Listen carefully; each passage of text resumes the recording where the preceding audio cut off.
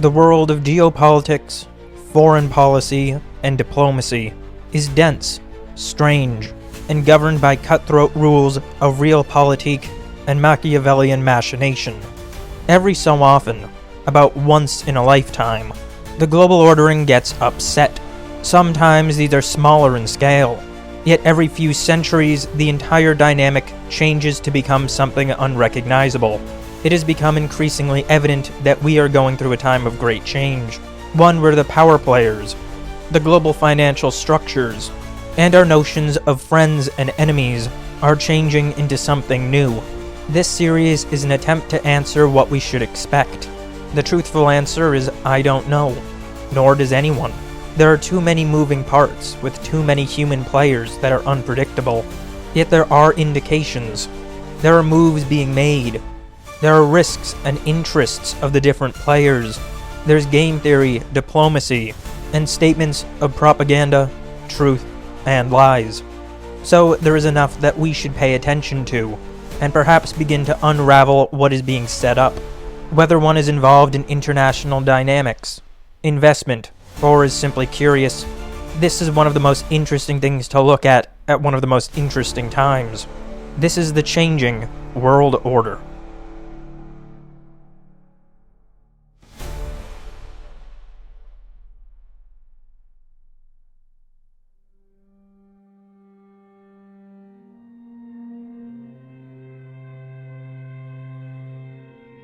To dig into what is so substantial about the changes underway, we need to go back to how our order was set up.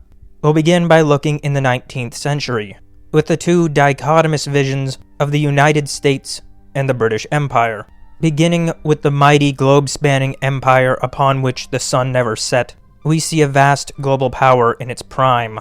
The empire had largely developed out of a series of commercial and financial ventures, ones initially set up by merchants and aristocrats alike. The empire had for a long time existed more as a commercial network, where colonies were being set up across the world, largely as trade outposts. To great extent, the colonial territories were often commodity producers for the more industrialized home, or during earlier periods, producers of high-value commodities such as gold, spices, or cocoa. It wouldn't be until later on in the Victorian period where the crown and government got more directly involved, with a notable case being India. In North America, the history was quite different, with quite extensively settled colonies, which began to exert more self-sufficiency, ultimately resulting in the American Revolution. Yet as we begin our story under the reign of Queen Victoria, we see a rapidly financializing empire, with a banking class at the top. Across the world, networks of trade dominated the oceans, with the most pivotal linchpin in the center being the stretch from the Arabian Peninsula to India, the key point of control which could make or break the trade routes. Because of the overwhelming significance of the commercial network and the trade routes, imperial foreign policy began to focus primarily on the navy, with the notion of Britannia ruling the waves. In 1846, a fierce debate would break out across Parliament and the country at large. Prior to this point, a set of agricultural trade restrictions had been in place, the Corn Laws, and this was beginning to be questioned, with the more traditional landed aristocracy and the rural population favorable to the trade restrictions in place, ones which protected Britain's agriculture. Yet at this point, the financial class was becoming increasingly dominant, with families like the Barings and Rothschilds beginning to quite comfortably assume the spot of the new ruling class. They supported a free trade policy, although in effect this would largely play out with exporting free trade across the empire while retaining more protectionism at home. Nonetheless, in the year of 1846, the Corn Laws would be repealed, beginning a period marked by the policy of British free trade, with the empire going all in on its merchant and financial class. Simultaneous to this, the long-held notion of distance from continental affairs was to extent remaining in place. However, the foreign policy establishment was becoming increasingly concerned with maintaining a balance of power, particularly concerned with nations like the German Empire or France, overwhelming the delicate balance that existed in Europe. One of the most powerful factions in the foreign policy establishment were the liberal imperialists, who became dominant in the Conservative Party, developing a foreign policy philosophy that could be considered to be early forms of the realist school of thought. This was defined by figures like Benjamin Disraeli and Lord Palmerston. They were very concerned with the balance of power on the continent and maintained a vision of global hegemony, being the great imperial power of the world. This was coupled with a philosophical notion of liberal imperialism, the idea effectively being that the empire was a benevolent force, and that so many people in the world were being abused and taken advantage of by unscrupulous rulers, tyrants, and were subject to violence and abuse. They believed that the empire could stop that as the empire entered a region, it could spread British liberal values, showing them a more free and fair way of living, raising them up closer to the British way of life, and maintaining a benevolent hand of governance over backwards peoples. Contrary to this were a number of Liberal Party politicians, primarily the Prime Minister, William Gladstone. They tended to be more nationalist and isolationist, more hesitant to outright project hegemony onto the continent and instead seeking cooperation. Yet one substantial trend that began to emerge during this time was concern surrounding the power of the Russian Empire, the Great Game. The British establishment has a very long history of social engineering. While it may be tempting for one to look at the current government and assume that they're all idiots who don't know what they're doing, the MPs are not running Britain. The British establishment is vast and has a very long history integrated around the world. One thing that Britain got very good at was stirring up fights. A very common strategy in British foreign policy was to enter an area, find a minority group, particularly one which the majority population had some misgivings toward, then arm and aid them, and put the minority in charge, creating a perpetually unstable nation, which could either be influenced by Britain, as that leadership class would become dependent on British intervention and support, or could be used as a powder keg to ignite a conflict whenever needed. Another quite frequently used strategy, particularly when Britain was leaving a place, was to cut a land into two, creating antipodes. This had much the same effect, perpetual instability which could be manipulated by the British Empire. Yet of all nations in the world that the British Empire has sought to influence, perhaps the longest and greatest passion project has been to squish down the size of Russia, beginning to emerge in the 18th century, but particularly becoming an element in British foreign policy during the 19th. The British foreign policy establishment became quite concerned by Russia. They viewed it as too large and too influential, a true peer rival, and one that could exert hegemony in Europe and Asia. For centuries, Britain has been attempting to diminish Russia, including 2 world wars, the Crimean War, and a heavy amount of influence during the Russian Revolution. In the years of the late 19th century and the beginning of the 20th, one geopolitical thinker would emerge who would leave a towering legacy over British foreign policy to today. Born in Lincolnshire in 1861, Halford MacKinder became one of, if not the most preeminent geographer in Britain. He would teach geographic economics at the London School of Economics, and by the 20th century, his works and thought on geography and geopolitics became enormously influential within the foreign policy establishment. He was particularly interested in Eastern Europe and Russia, proposing a theory that that land was the most geopolitically important in all the world.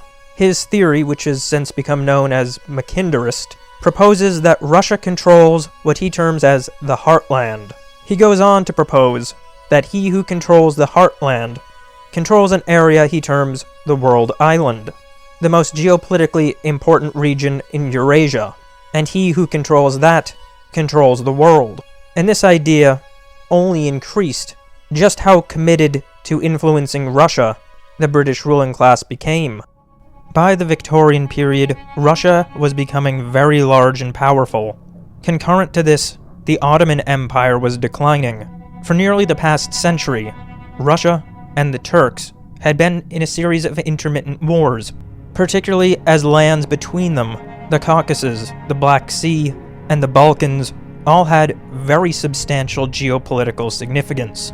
During the 1850s, the British Empire would enter the Crimean War in an effort to ensure that Russia wouldn't become too powerful in the region, particularly to check their influence and position in the Black Sea.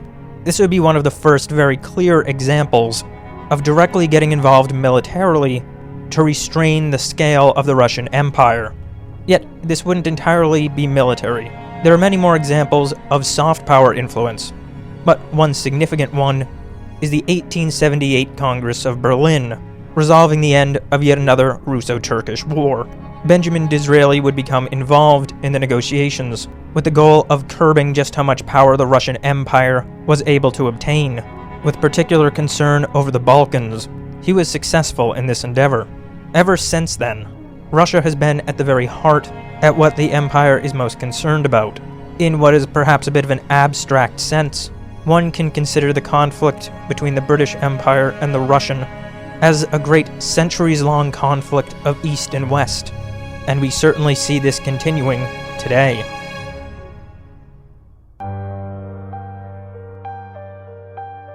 All the while the Empire was involved in this great geopolitical game, finance increasingly became a tool of hegemony. One great interest of the Empire was to ensure that there were cheap producers of commodities which could be supplied to the industrial homeland. This was quite easy to ensure, as the British pound was becoming the reserve currency, and the global heart of banking, London. The financial ruling class had acquired incredible power. The system which had emerged in the Empire, beginning in force in the 18th century, and solidifying into its modern form following the Napoleonic Wars, was the central bank, perpetual debt, and tax system, one which had been developed earlier in the Netherlands. It's worth noting that many of the early financial figures who began developing this model in England were older Dutch financial families. By controlling commodity markets and having the ability to be the creator of the reserve currency, one is able to exert nearly total control over the financial system and thus, as a result, global markets. Say you wanted to ensure cheap commodities. If you were able to get a particular colonial nation to go heavily into producing one or a few commodities via your bank at home, you could use credit creation, taking that credit to lever up futures contracts. In turn, by trading key futures contracts at the right point in the curve, you can artificially depress commodity prices, ensuring that those nations do not industrialize and remain cheap commodity producers. This was an incredible power held by the London banks, and one which became instrumental to foreign policy. What was emerging was a very interesting system, one which to the outside may look similar to other European empires, but upon closer inspection is much more heavily based on financial power and soft power. Certainly, there was great use of the military, but very often this was not the preferred method, except perhaps the navy to maintain sea routes. This was an empire of influence, one which believed that the righteous thing to do was to export itself across the planet. And there are certainly many great cases of the empire being a benevolent force. But when one describes the empire, this is a tricky thing that has to be disentangled, for there wasn't really one, the empire. It was more a great network, and a network of overlapping networks. There was the foreign policy establishment, concerned with the great game, maintaining the balance of power in Europe, ensuring trade routes, and obsessive about keeping Russia from getting too powerful. There was as well the financial empire, one concerned with controlling commodity prices, building a system of perpetual debt and tax extraction, building a system of cash flows, financial derivatives, and the abstracting away of ownership such that the financial class became the true owners, while everyone else just a source of cash flow. Over time, the foreign policy establishment and the financial class became more intertwined, as the financial class became the clear dominant group. Yet this wasn't the entirety of what made up the empire. There were still traditional aristocrats. There were different military factions. There were some commercial networks that did good honest business, and others that were quite nefarious and underhanded. And that's what really makes this so tricky. Yet, as the Victorian era came to a close and the Edwardian began, it became very clear that MacKinderist foreign policy, soft power manipulation, and the primacy of the financial empire were to be on top.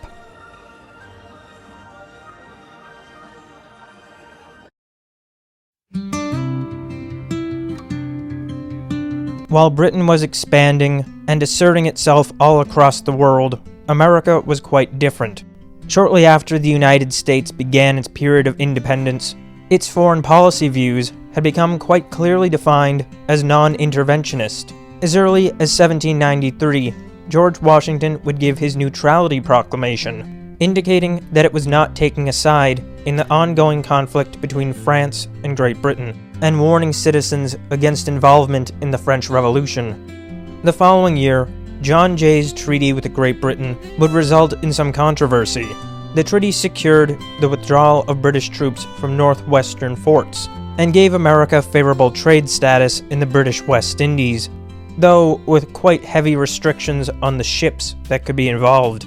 The overall ethos was attempting to ensure American neutrality, and to begin some semblance of normalizing a relationship with Great Britain. However, there were many who felt that it was too favorable to Great Britain, and that it did not adequately ensure American neutrality.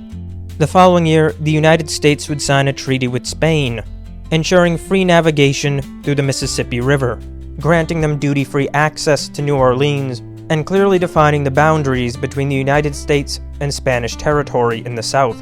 The United States was seeking to have normal relationships with European powers and to achieve stability as a new nation, with particular interest in commercial matters and the ability for the post-war nation to prosper. Jay's treaty with Britain, however, angered the French, who began increasing efforts to disrupt America's trade with Great Britain. This situation would become quite dire, with the countries almost coming to war. However, it was ultimately settled, and the United States found itself with reasonable arrangements with the European powers. Despite this, the United States would find itself at war rather quickly. The United States had been coming into contact with Barbary pirates. Ships sailing off the coast of Tripoli were being threatened with payments demanded. The United States under President Thomas Jefferson would refuse this, and thus in 1801 the First Barbary War would commence. 2 years later, the United States would make a major land acquisition from France, the Louisiana Purchase. The United States was beginning to establish itself more, and the idea of expansion on the continent was beginning to become more prominent. By this point, the foreign policy aims of the nation were primarily based around securing trade rights, with a growing interest in continental expansion. Key waterways, like the Mississippi River, would as well become major strategic matters, as river transport was extremely important for the economy of the time. And yet, while things seemed to be going rather well, the War of 1812 would prove to be a major disruption. Britain had not simply let go of its interests in America. Britain was once again at war with France, and their navy had begun restricting American shipping, attempting to disrupt American-French trade. It would also begin making use of press gangs, capturing American sailors and forcing them into the British Navy. This, along with what the United States believed, looked like moves to increase its presence in Canada and expand into the American Northwest frontier territory, led the United States to go to war with its former overlord. The war would ultimately end as Sure, Britain won, but it meant nothing, so kind of America won. The point is that Canada, did not win this. And as the 19th century rolled on, American expansion became more of an interest. America's interaction with the wider world was largely commercial, without the same imperial interests of the European powers. America was, however, concerned about the European powers in its backyard. The 1823 Monroe Doctrine would assert that the United States had hegemony in the Western Hemisphere, demanding that no European powers engage in new colonialization in the continent, carving off the Americas as American. Around the same time, the United States had also made the acquisition of Florida, only 4 years prior.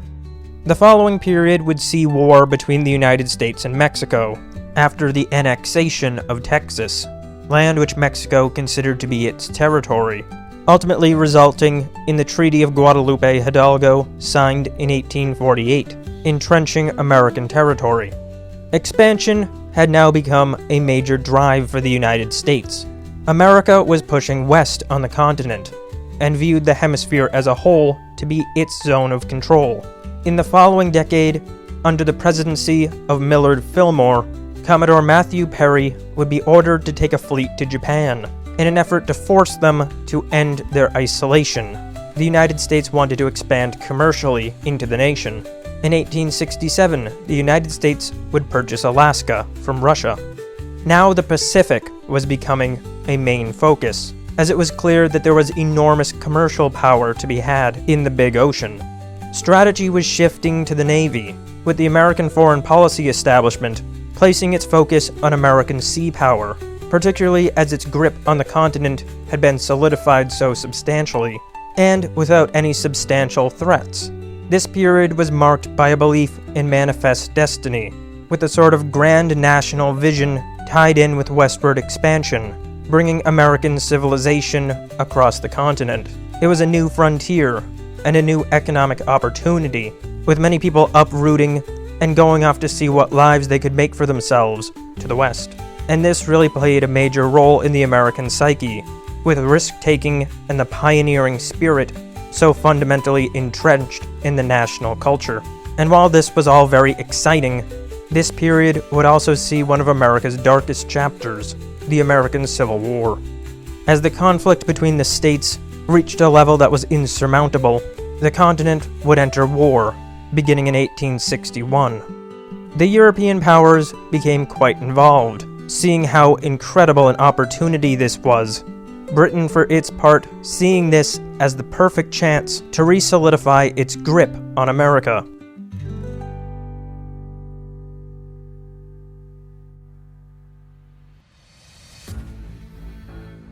The British commercial and financial classes, along with its foreign policy establishment, would back the Confederacy, as Britain had been trading quite heavily with this region, and had a model which preferred to deal with cheap commodity producers, while the beginning stages of industrialization in the North were outside of that model. For Britain, having a divided America, in which half of it could be cleaved off to be a cheap commodity producer for the British Empire, was just about the perfect outcome.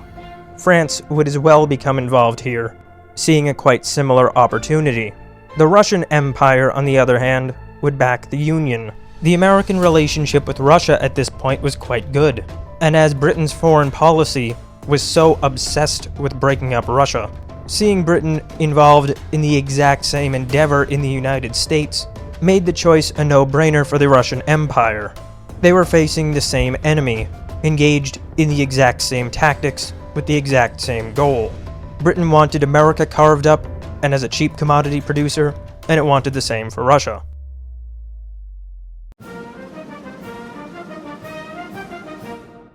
The period afterward would be an enormous boom time for the country, entering the Gilded Age, a period of rapid industrialization where fabulous wealth was minted very rapidly. America became an economic powerhouse, and its financial class began to rise, with some American banking houses even beginning to pose a real risk to those in Europe. America was now beginning to see itself as a true power, yet it still was not involved in the colonial game.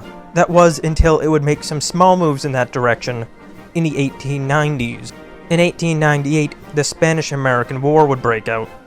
Despite America's Monroe Doctrine, Spain in particular retained a very large presence in North America. Within the Caribbean, the United States had some quite sensitive trade relationships with Cuba, with the island quite key to Atlantic commerce. In the years leading up to the war, a revolution had broken out in Cuba, a nation which was currently under the control of Spain. This posed a threat to the United States, who wanted the conflict to be resolved rapidly. The conflict would, however, lead to tensions. American diplomats would increasingly get involved, attempting to work with Spain in order to resolve the conflict. However, ultimately disagreements and tensions grew. In 1898, an American ship in Havana, the USS Maine, would sink. American journalists would blame Spain, and despite the story's dubiousness, it would spread, with a powerful public sentiment shift against Spain. Now, in retrospect, there is some debate as to how much this actually led to war, and just how influential it actually was. Because if we step back, we see a place of key economic importance for the United States, and an American ethos which is generally favorable to revolutionary causes against imperial overlords. This coupled with pre-existing sentiment shifts against Spain, as Spanish efforts to put down the rebellion appeared quite brutal, all on the backdrop of a long-standing policy of hemispheric dominance, and a United States that had been expanding for some time yet had reached the end of its continent. It sort of seemed like a fight that just happened because it was going to. The United States and Spain weren't really enemies, but they just collided at the wrong time. Also, Spain was clearly a declining power, and one thing that has been evidenced repeatedly throughout history is that rising powers love to kick down falling ones. As a result of the war, the United States would annex Hawaii, Puerto Rico, Guam, and the Philippines, and these acquisitions were very important for the United States, because at the time, the large ships being used ran on coal, and having islands scattered across vast trade routes where ships could be resupplied and refueled was an enormous boon to American naval and commercial might. Ultimately, this was a quite striking break from America's long-standing policy of non-intervention. And though the United States certainly didn't enter the realm of being a major imperial player, with such land territory and islands, there is some argument that at this point it began to exist as some form of empire. Yet this is certainly not to say that it was beginning to behave like the European powers. The United States remained something radically different at this time. One major example is the 1899 Open Door Note, a policy created by Secretary of State John Hay, which sought an equal and open trade policy between the United States and Qing China, yet additionally had the interest of acting as a bulwark to ensure that the European powers did not gain too much power in China, as it was quite evident that the European powers wanted to carve it up and make it just another fractured, cheap producer. Beginning in 1904, the United States would take over the construction of the Panama Canal, and on the back of a major naval blockade by the European powers in Venezuela, that same year, President Roosevelt would add the Roosevelt Corollary to the Monroe Doctrine, a policy which asserted that the United States could intervene in the internal affairs of Latin American countries if they had committed flagrant wrongdoings that loosened the ties of civilized society. No longer was the hemisphere simply the United States' backyard, but it was theirs. There was a new sort of ownership over the land and its waters. This era saw the United States becoming a true power, a true global power, one with a dominance in the Americas, great economic and diplomatic might in Europe, and with a very strong presence in the Pacific. Foreign policy in this era was largely marked by dollar diplomacy and big stick diplomacy, the use of economic leverage for diplomatic or geostrategic purposes, and the use of military force to the same aims, respectively. At this point, the United States had built up a grand navy, which it toured around the oceans as a demonstration of the sheer might of the nation. It could no longer be a question in anyone's minds. The United States had created wealth at a rate unimaginable by all humans before. Americans were fabulously wealthy. The country dominated from the Atlantic to the Pacific. It was the unquestioned hegemon of all the Americas, and it was a big player. The American foreign policy establishment was mainly concerned with key strategic interests, especially the Caribbean. It was very trade and commerce oriented, and did not have that same expansionist colonial character that the European empires had. It was something quite different. It was the New World way of doing things. And yet with this much power, this much wealth, and this much influence, the powers of Britain wanted it back more than ever.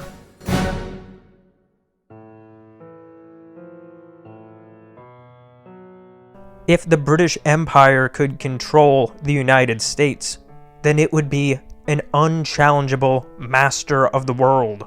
But how? How could it possibly accomplish this? Well, at this point, the British ruling class began investigating if perhaps it could use soft power to bring the United States along with its interests. There were shared ruling families across the two nations. There was a shared language and culture. And though the ties were certainly not absolute, it was enough of a foothold. Many in the British ruling class, particularly the foreign policy establishment and the banking class, began to wonder whether the institutions of the British Empire and its foreign policy aims could find a home in the United States, and even if not becoming a formal part of the empire, begin functionally serving the same interests. Yet at this point, America was very much its own thing, where Britain was colonial and operated internally on the perpetual debt and tax system centered around the Bank of England. The United States was not colonial, and it had a quite different economic system, the American system of political economy, one which tended to use external trade barriers to finance the government, and one which was centered around a national banking system and not a private central banking one. Much of the foundational American ethos came from the English Bill of Rights, as well as earlier bits of the English Constitution, such as Magna Carta, even going back to the Codes of Alfred, foundations of English common law. Yet the Britain of this age was not England, at least not that England that the founding fathers of America thought of. It was the United Kingdom, and that noble ruling class that had built up so much of what was core to that historic English sense of society had been replaced. The United Kingdom was dominated by bankers, bureaucrats, and career politicians. The crown had begun to function more as a corporation, but the monarch largely sidelined. The relationship between people and government was fundamentally different between the United Kingdom and the United States. The United States was more individualist, with the government largely keeping out of people's way, and people were getting quite wealthy, where in the United Kingdom they acted more like economic units. And while Britain was certainly much more free than much of Europe, the core ethos was different, with many of the American founding fathers believing that England had lost its way, and was not living up to what it stood for. Over a century later, and that was much more stark, the United Kingdom was not the England of the English traditions, for it itself had become a property of the British Empire. The differences were quite stark. However, as war would break out on the European continent, things would begin to change, and change in ways that would define the next century. And the First World War would show us things about ourselves that we could never unsee.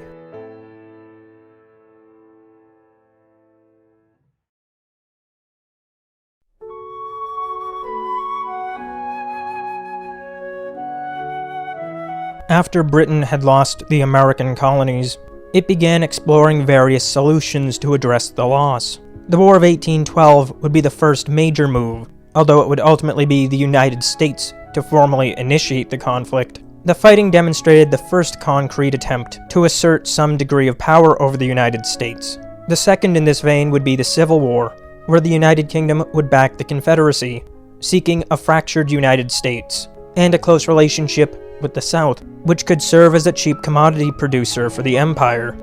As the 19th century went on, however, it became increasingly evident that the British Empire would not be able to reassert control over the United States. The United States was very clearly its own thing. However, many in the British upper class were not simply content with this, and they wanted, at the very least, influence, and on the part of many, including many quite influential members of the upper class, they wanted integration. At this point, a philosophical belief in Anglo-Saxonism was rising in Britain. This idea focused on the distributed nature of the Anglosphere world. It believed that the unique character, history, and quality of Anglos was fundamentally good, and that it should be spread across the world. It focused on the Anglo-Saxon germ, those inherent traits common to Anglos, traits which would lead to culture, beliefs, accomplishments, and ideas. And within this framework, many wanted a closer relationship across all English people. There was a belief that the Anglosphere should unite, and as a part of this, calls increased for a closer relationship between the Empire and America. Some would call for closer social ties, some for informal agreements, while others began to explore ideas like a federated system, some new form of union that could exist between Britain and America. One of the most significant and influential thinkers in this regard was Cecil Rhodes.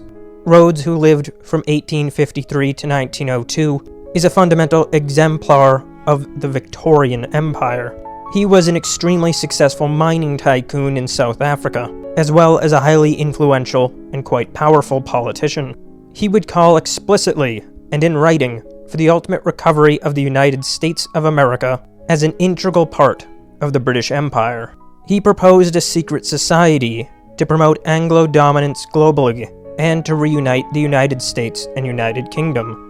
He would capture the interest of many quite prominent figures in the United Kingdom and across the larger empire, beginning to build a group around himself, which would include politicians, financiers, businessmen, and lords. W.T. Stead, born 1849, would work quite closely with Rhodes. Stead was a journalist and the editor of the Review of Reviews. He would publish The Americanization of the World in 1901, where he argued for a racial and political federation to unify all the Anglos. And these ideas were spreading. Another member of Rhodes' secret society was Reginald Balliol Brett, Lord Esher, born in 1852. He was a prominent court advisor. He would primarily focus on foreign policy in a more direct political sense, and was a proponent of informal integration, believing that for the purposes of the empire, what was most important is that the nations were aligned on foreign policy, as the empire was ultimately more like a network, one with very particular geostrategic and financial goals. If the United States were aligned and operated in such a way as to facilitate those goals, the effect would be indistinguishable from a direct union on the part of the imperial ruling class and the institutions. There were many prominent figures within Britain's ruling class who began thinking in this way, whether more informal like Esher, or more of a true political union like Rhodes. Recapturing the power of America was on the ruling class's mind, and while there were many extremely wealthy, prominent, and well-connected figures here aligned, perhaps no other would have more of an influence than the Viscount Alfred Milner, born 1854. Lord Milner was a British statesman and a colonial administrator, possessing substantial political weight.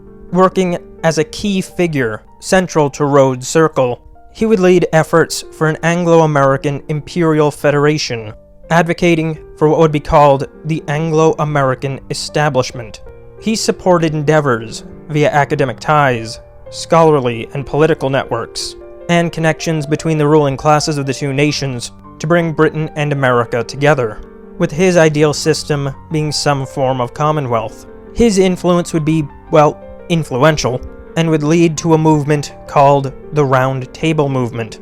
Founded in 1909 by Milner's associates, a group often referred to as his kindergarten, the members of the Round Table would advocate for imperial federation and an organic union, one built off the common language, ancestry and ethnos, culture, beliefs, and quite deep civilizational ties between the two nations, making great use of the observation that ultimately Britons and Americans were the same ethnic people, and until only recently had the same history. They would publish the Round Table Journal, which would be a source of many influential writings advocating for the Anglo American Establishment. Prominent figures involved in the Round Table movement would include Lionel Curtis, Philip Kerr, and Leo Amery.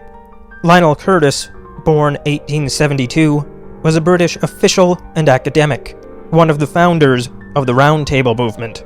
He would call for an Anglo-International Commonwealth, proposing that the United States should be involved in a British federal union, while the empire as a whole devolved. Another powerful and closely related figure would be Philip Kerr, Lord Lothian. Born in 1882, he was a diplomat, and would become the Round Table Journal's editor. His main focus was on cooperation in foreign policy regards, arguing for a geostrategic global Anglo bloc, one which included all Anglo and English-speaking countries. Many would pay great attention to the softer side of things as well, with figures like George Robert Parkin, born 1846. He was a Canadian educator and imperial advocate. He sought the same Anglo American Establishment aims, and he placed his focus on ties through scholarship and lectures. He would sign agreements with Milner, and began working as a propagandist for the movement, advocating imperial union and American integration. Other groups and movements would emerge as well. The 1884 Imperial Federation League. He would argue to reorganize the empire into a federation, and to form closer bonds with the United States. It rooted many of its arguments in Anglo-Saxonism, describing the arrangement as natural, that Americans and Britons were one people, and it would make much more sense to be together. In 1902, the Pilgrim Society would form in the United Kingdom, with a parallel Pilgrim Society forming in 1903 in the United States. This bilateral society was created to foster Anglo-American cooperation amongst the elite, the political, industrial, and the banking ruling classes. Here the idea of the special relationship between the nations would begin to emerge. And this is quite notable because they did not argue for a formal union, but instead the integration of the elite of the two countries. So the argument went that the two nations could be separate, yet if they had highly integrated elites, and functionally the same ruling class, then the imperial aims would be entirely satisfied. The focus on the integration of the elite and the influencing of the American elite would become an increasingly important focus of those seeking the Anglo-American establishment. Around this time, the ruling families of the two countries began to intermarry increasingly often. The prominent Wall Street Jerome family would intermarry with the Spencer Churchills, the family of the Dukes of Marlborough. Jenny Jerome would marry Lord Randolph Spencer Churchill, the son of the Duke, and their son would be future Prime Minister Winston Churchill. And at the same time, her sister would marry Sir John Leslie, a baron in Ulster. The extremely wealthy and prominent Vanderbilt family would as well marry with the Spencer Churchills. The Chicago-based real estate and department store magnate Leiter family would marry with the Curzons, the family of the Marquis Kettleston, as well as the Indian Viceroy. The family would as well marry with the Howard family of the Earls Suffolk. The Goulet family of New York real estate tycoons would marry with the family of the Dukes Roxburgh. The prominent New York brokers, the Work family, would marry the Roach family, the Barons Fermoy. The Virginian Langhorne family, which had made a fortune in tobacco and rail, would marry with the Astor family, a family which was originally a wealthy American family, yet whose descendant, William Waldorf Astor, had been ennobled Viscount Astor in the United Kingdom. The prominent Drexel banking family would marry with the Earl Winchelsea. The Chicago Sturgis banking family with the Montagues of the Earl's Sandwich. And the Boston hotelier Stevens family with the Pagets, via the grandson of the Marquis Anglesey. The two ruling classes were still separate overall, and the ruling American class was certainly not a British imperial class. They had many disagreements, a great degree of separation, and they were certainly not that integrated single ruling class envisioned by the Round Table. Yet they were becoming closer, and some of the ruling American families were beginning to align with British imperial views. This would make the imperial goals much easier. Beginning around the mid-1890s, the relationship between the United States and the British Empire would begin a process of improving. Relations were improving, but remained rather cool under the presidency of William McKinley. McKinley favored quite strong trade restrictions, imposing quite high tariffs, and standing in opposition to the global trade model which the British Empire pushed. This maintained quite a degree of separation between the two nations, and the McKinley government was certainly not on board with jumping in to the British vision. Yet under the Grover-Cleveland presidencies, relations became more warm and cooperative, beginning a period that would be known as the Great Rapprochement. a period stretching from the mid-1890s to the early noughts of the 20th century. This was driven in large part by a convergence of US and UK foreign policy aims, particularly those related to trade, with one quite notable example being the Panama Canal. After a geopolitical and diplomatic crisis in Venezuela, with Britain on the one hand attempting to increase its territory in Guyana, and the United States asserting the Monroe Doctrine on the other, the two countries would come to a resolution. Under the presidency of Grover Cleveland, Secretary of State Richard Olney and the British diplomat Julian Pozzofote would agree to solve future disputes via arbitration. Over these years, the United Kingdom would supply America during the Spanish-American War, while the United States would refuse to support the Boers during the Second Boer War. Liberal internationalism and Anglo-Saxonism were becoming extremely influential ideas, forming the basis of what would ultimately become the special relationship that would come to define the later 20th century. Yet things were still quite informal, and there were still many areas of disagreement. The United States could not be considered to truly be an actor in support of the British imperial vision. The two may be becoming friends, but the United States had by no means been reintegrated into Britain. This would all begin to change, however, in the 1910s.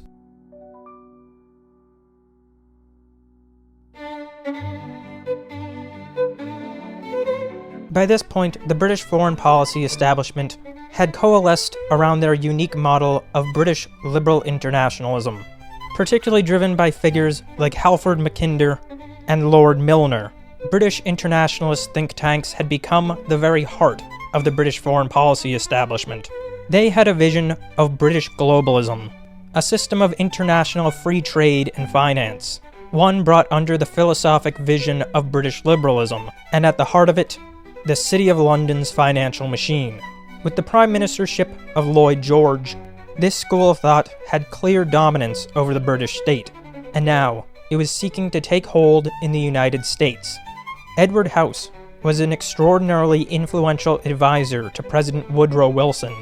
House was the son of Thomas House Sr., a blockade runner for the British during the Civil War, supplying the Confederacy on behalf of Great Britain.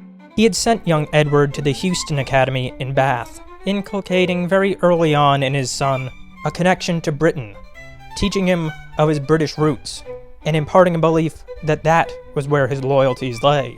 He would become among the most influential figures to Woodrow Wilson, with reports of an offhand comment where he asks, "What shall we have Wilson say next?" Through House, the British foreign policy establishment worked its way into the White House, taking a man who had campaigned on staying out of the First World War to jumping in with both feet on the side of Britain. Wilson himself was philosophically aligned with progressivism, a system in line with British progressivism and Fabianism, and now with House, both domestic and foreign philosophy was coming to match that of Westminster. Throughout the Wilson years, and particularly during the First World War, British internationalism and finance made their way into the United States at a level that they had never been able to prior. Yet, following the war and the end of Wilson's term, Britain's progress slowed. However, during the presidency of Franklin Roosevelt, they would get their chance again.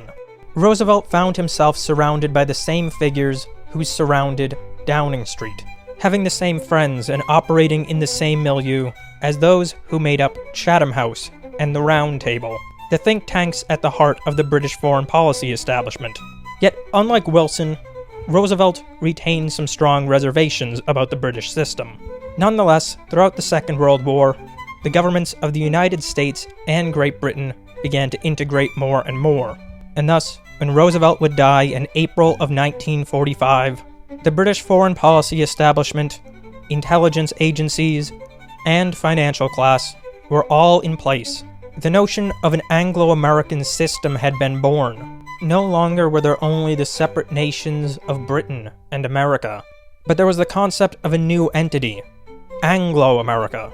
The foreign policy establishment and the financial institutions would be waiting as the post-war order was to be designed. And as the later years of the 1940s came to a close, with new institutions, new rules, and new policies implemented, British internationalism had become Anglo American globalism. The post-war order was Anglo American, and the century-long campaign for Britain to reassert its influence over the United States was complete. British institutions found new homes in the United States, and the global world order mirrored British liberal internationalism precisely. While New York would become the new heart for capital, London would take on a more subtle, though in some ways perhaps more influential role. London would serve as middleman, market maker, and broker, at the heart of the Atlantic, continuing its influence over global finance, and with the Bretton Woods banks and Bank for International Settlements as the new, most powerful financial institutions, the financial order upon which the British Empire had run for the past century was now fully entrenched, out in the open, and had become the post-war order itself.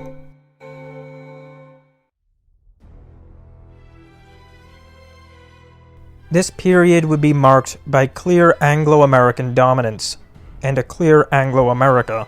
Following the Second World War, the primary geopolitical focus of the Anglo-American order was the Soviet Union. They would be entirely aligned against Soviet expansion, while during the Russian Revolution and the Russian Civil War, British intelligence and the British foreign policy establishment had become quite involved, destabilizing the nation, backing revolutionaries, and very nearly getting its preferred government installed. The government that had ultimately emerged in the Soviet Union was once again another great game threat, and one which the United States and Britain sought to counter. They would embark on a policy of containment, focusing on checking Soviet power globally, and in particular, attempting to make sure that communism did not spread to nations that may enter the Soviet sphere. They would form collective defense mechanisms, and highly integrate their intelligence agencies, engaging in enormous intelligence sharing. The UK-USA agreement, the basis of much of this intelligence agency cooperation, would ultimately form into the Five Eyes. In 1958, the countries would join the Mutual Defense Agreement, giving the United Kingdom access to American defense technology, including missiles.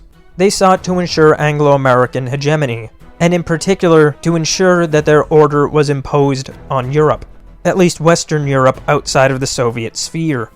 The world had been carved up into two competing spheres, the Anglo-American liberal capitalist order and the Soviet communist order. Both were engaged in trying to bring neutral third countries into their zone.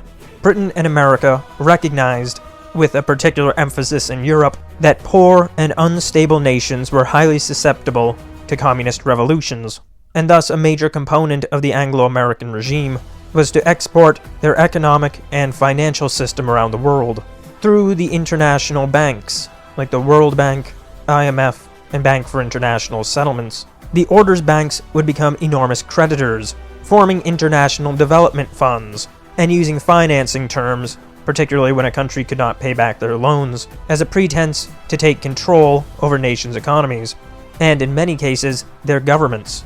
The Anglo-American order tended to prefer to use soft power and covert means where possible. Both began committing enormous amounts of resources to their intelligence agencies, including joint intelligence ventures in Eastern Europe, the shared Operation Ajax in Persia, overthrowing its government, and a general policy of using economic and diplomatic means to strengthen the order's grip across the world. The raw financial power in London and Wall Street would allow the order to maintain control over commodities markets, in much the same way that this had been done during the days of the old British Empire. This mechanism of resource control had been exported across the planet, while the United States controlled the reserve currency, and London maintained control over credit pricing, shipping insurance, and the foreign exchange market. This financial power operated in the background, but was extraordinarily powerful, and countries found that if they wanted to be prosperous, and they wanted to exist within the world's economy, they had to make friends with Anglo-America. This would be a highly successful system, and one which made Anglo-America the clear dominant power on the planet. Particularly as the 20th century went on, the Anglo-American hegemon was beginning to show itself more powerful than the Soviets. This was a period marked by the export of free trade and London financial policy, One focused on rules, entanglements, and quite heavily, debt. And when the Soviet Union fell, it looked as though Anglo America was on top and ruled the entirety of the planet. The shared foreign policy establishment would continue operations together, leading a coalition in 1991 for the Persian Gulf War, engaging in military and diplomatic campaigns in the Balkans, aiming to exert control in the post-Soviet Eastern Europe, to ensure that Russia did not retain power, that no powerful bloc emerged, and that the Anglo-American system was dominant. This period would begin to lead to several Middle Eastern interventions, where the order defined itself by its rules. Increasingly, the Anglo-American order had based itself around globalist international institutions like the United Nations Security Council, NATO, the G7, and the G20, and it proposed a story based on liberal philosophy, granting itself moral legitimacy by claiming to uphold a rules-based order. At this point, it was the rules that gave moral legitimacy to the system, and also the rules that upheld it. If an actor appeared to be breaking away from the sphere of control, or from the larger financial economic system, then the rules would always offer a justification for direct military involvement, for example, the Iraq War. However, as these years went on, the order found itself increasingly needing to justify its moral legitimacy. People began to doubt whether the order was actually a good force in the world, whether these wars were necessary, whether the financial system was simply draining resources, whether the superbanks were acting as a new colonial mechanism, ultimately asking if Anglo-America was really the righteous hegemon that it claimed to be. And this doubt began to cause real problems within the nations, as it doesn't actually matter what a population believes, but there must be some basic, unthinking level of buy-in, some general sense of legitimacy to the whole thing, or at least some belief in it, and that was beginning to fade. Additionally, cracks were beginning to show up in the financial order. The system had become enormously levered, with interest rates flying way up into the double digits during the 1980s. By the time the 21st century began, there had been a multi-decade bull run on credit. The system's leverage was beginning to spiral out of control. The order was, however, seeking to recollateralize itself to keep its system going. It would engage in efforts to buy out Russia, investing in the so-called oligarchs, aiming to acquire Russia's resources and gain political power. And while Western manufacturing began to offshore to China, only about a decade later, the same process would begin to be attempted in China as well. The system was beginning to feel strain, and it needed to recollateralize and reset itself. People were beginning to doubt. Yet, as we leave off around the beginning of the 21st century, during the end of history, we see some emerging cracks, yet see a very clear monopolar world where Anglo-America rules by military, financial, economic, diplomatic, and philosophical dominance.